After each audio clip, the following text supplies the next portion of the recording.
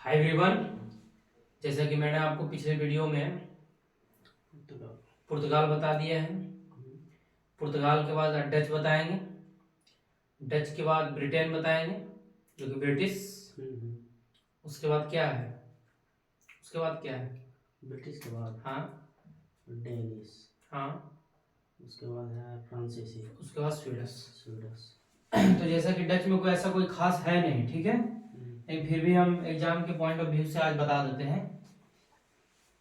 इसमें फैक्ट ज्यादा है। पुर्तगालियों के पश्चात किसका आगमन होता है? डचों का। डचों का। और यहाँ पे लिखा हुआ है कि पुर्तगालियों के पश्चात डचों का आगमन हुआ। और डच जो अभी बोलते हैं, तो अभी तुम्हारे मन में कंफ्यूजन हो रहा होगा कि डच आखिर है कौन और है कहाँ। तो देखो यहाँ पे वर्तमान जो नीदरलैंड, नीदरलैंड जानते हो, जो कि मैच वगैरह भी खेलता है नीदरलैंड, तो उसी को बोलते हैं डच।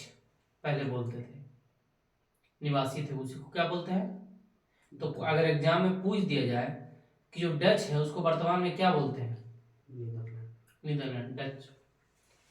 और 1596 में जो डच यात्री आता है सबसे पहले, वही केप ऑफ गुड बताया था ना, साउथ अफ्रीका के नीचे में जो हल्का है केप ऑफ गुड, ऐसे होता है, ऐसे होकर भारत पहुंचता है।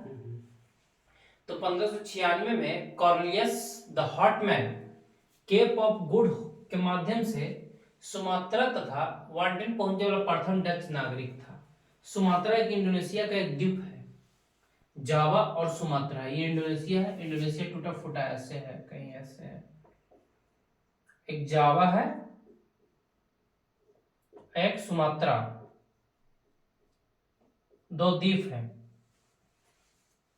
तो कर्नेल हॉटमैन इसमें याद रखना है, ठीक है ना। ठीक। ऐसा कुछ है नहीं इसमें क्या, लेकिन हाँ जब ब्रिटिश बताएंगे तो कल कंसेप्चुअल बताएंगे पूरा हम।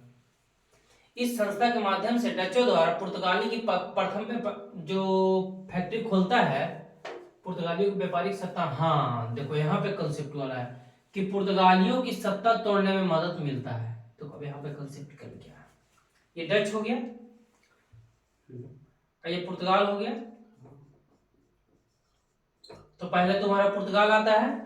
अब पुर्तगाल जो है अपना व्यापार को इंडियन ओशियन से लेकर मलक्का सी तक पहुंचा देता है अपना। पूरा फारस की खाड़ी, मेडिटेरियन से भूमध्य सागर सब तक छोड़ देता है। और अपना प्रभाव वो क्या करता है कि बहुत ज्यादा फैला देता है, लूटपाट करने लगता है। लेकिन डच जब आता है तो ये भी व्यापार के लिए आता है और ये भी व्यापार के लिए आता है। तो ये तो पहले से आया हुआ है। पुर्तगाली कब आया था सबसे पहले? 1498। और डच कब आता है? 1600 ईस्वी लगभग आता है 1602 में। हाँ 1602 में 1596 में 1596 में डच आता है। प्रथम फैक्ट्री स्थापित करता है 1602 में। ठीक है ना, आता है 96 में, लेकिन दो फैक्ट्री पूछेगा, डच का आगमन नहीं पूछेगा। तो अब क्या है देख लेना एक बार डाटा को लेकर। अब डच और पुर्तगाली आता है तो दोनों में क्या होने लगता है? टकराव, व्यापार को लेकर। क्योंकि दोनों चाहता है व्यापार को एकाधिकार बनाने के लिए। हर कोई चाहता है कि हम अकेले रहें और व्यापार का ज्यादा से ज्यादा फायदा उठाएं, अपना बेचे वहां पर। अब दोनों में बराबर टकराव होने लगता है। लेकिन जो डच रहता है उसको क्या करता है, वहां की सरकार भेजती है और सरकार का बड़ा सपोर्ट रहता है। आप तो समझ रहे हो। और जो ब्रिटिश, कल बताएंगे, ब्रिटिश जो डच और ब्रिटिश रहता है, इन दोनों का एक प्राइवेट संस्था भेजता है। प्राइवेट संस्था का मतलब कहने का समझते हो? जैसे कि अभी सुन रहे हो रेलवे का प्राइवेटाइजेशन हो रहा है। तो प्राइवेट हॉस्पिटल और गवर्नमेंट हॉस्पिटल की सिंपल सी बात लो, गवर्नमेंट हॉस्पिटल में इलाज बढ़िया नहीं होता है, ये प्राइवेट में इलाज बढ़िया होता है। ऐसा केस तो है ना बड़ा बड़ा हॉस्पिटल में। जो क्यों? क्योंकि प्राइवेट संस्था बड़ा एक्टिव रहता है, उसके पास पैसा भी अपना इन्वेस्ट करते रहता है, हर चीज का हिसाब रखता है। तो क्या करता है, इसमें प्राइवेट संस्था का प्रभाव रहता है। ये आता है तो इसका प्राइवेट सहयोग मिलता है डच को।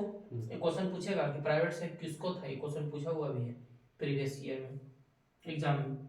अब डच और पुर्तगाली में झगड़ा होता है तो अपरूपी बात है कि पुर्तगाल उतना कोई अपना देश जो छोटा भी रहता है, अपना व्यापार को उतना फैलाता है, लेकिन व्यापार की दृष्टि से नहीं, बस लूट पाट अपना मतलब व्यापार फैलाता है, चलते बनता है।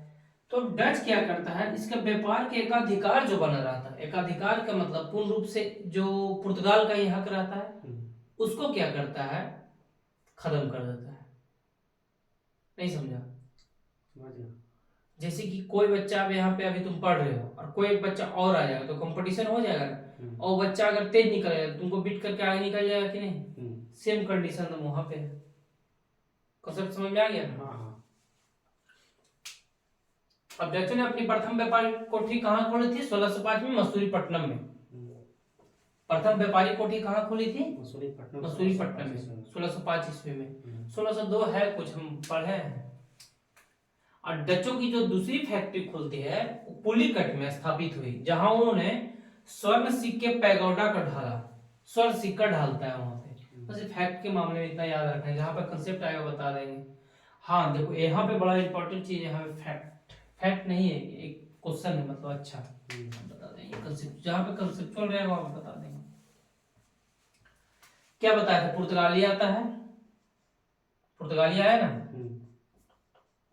डच आया, उसके बाद ब्रिटिश आया। पुर्तगाली रहता है गवर्नमेंट कंपनी मेरे भाई, ये बात ध्यान रखना। और जो डच और ब्रिटिश रहता है ये प्राइवेट कंपनी रहता है। तो इसके पास क्या है? शक्ति ज्यादा रहता है। अब पुर्तगाली ये शक्ति से बाहर हो गया, बात समझो, इसको डच बाहर कर दिया। अब बच गया डच और ब्रिटिश, तो ये दोनों में टकराव हो जाएगा। स्वाभाविक सी बात है कि एक चला गया तो अब दोनों, अब यहाँ पे मजबूत कौन रह गया शक्ति में? डच और ब्रिटिश भारत में, सब भारत में हो रहा है। अब ये दो शक्ति जब मजबूत रह गया तो दोनों में आपसी में टकराहट और लड़ाई झगड़ा स्टार्ट होने हो जाएगा। लेकिन ब्रिटिश बड़ा आधुनिकीकरण रहता है, उसके पास नौसैनिक बहुत ज्यादा रहता है। जब ब्रिटिश कल बताएंगे तो पूरा कंसेप्ट बताएंगे। अब ब्रिटिश बड़ा मतलब आधुनिक करने के बाद, जैसे अमेरिका देखो अभी सुपर पावर है, क्या है उसके पास? बहुत अच्छा अच्छा हथियार है। अभी उतना आधुनिक नहीं। जैसे पाकिस्तान देखो खुद भीख मांग रहा है, डिफॉल्ट हो गया पाकिस्तान। क्यों? क्योंकि उसके पास पैसा नहीं है, तो उतना आधुनिकीकरण हो नहीं। आधुनिकीकरण का मतलब बताते हैं तुमको। पहले हीरो लोग पैंट पहनते थे फैला फैला, लेकिन अब आ गया जींस। जींस में भी आ गया फटल जींस, आ गया ना फटा हुआ, तो उसको क्या बोलते हैं? आधुनिकीकरण। पहले का सोच क्या था कि बेटियां नहीं पढ़ेंगी, लेकिन अब बेटियां भी पढ़ रही है बाहर में। पहले था कि बेटियों का दहेज देना जरूरी है, लेकिन अब जरूरी है ऐसा नहीं हो रहा। पढ़ा लिखा तो ऐसे फ्री शादी हो रहा है ना। तो ब्रिटिश के पास आधुनिकीकरण हथियार बड़ा ज्यादा थे, समुद्री में नौसैनिक अड्डा बड़ा बेड़ा इसके पास मजबूत था। तो क्या करता है कि डच को बीट कर देता, हरा देता है। और ये जो बड़ा फेमस क्वेश्चन है कि एंग्लो डच प्रतिस्पर्धा में डचों की जो हार होता है, यहाँ के बाद डच चला जाता है, 1759 में होता है। उसको बोलते हैं वेदरा का युद्ध। क्वेश्चन पूछा हुआ होगा, पढ़ा होगा। जो वेदरा का युद्ध है, याद रखना, वेदरा का युद्ध डच वर्सेस ब्रिटिश में होता है, ठीक है ना, जिसमें ब्रिटिश जीत जाता है और डच हार जाता है। तो उम्मीद करते हैं डच समझ में आया होगा। कोई ऐसे फैक्ट था, कोई इतना कॉन्सेप्चुअल था नहीं। हो गया आज का सेशन इतना ही। Thank you.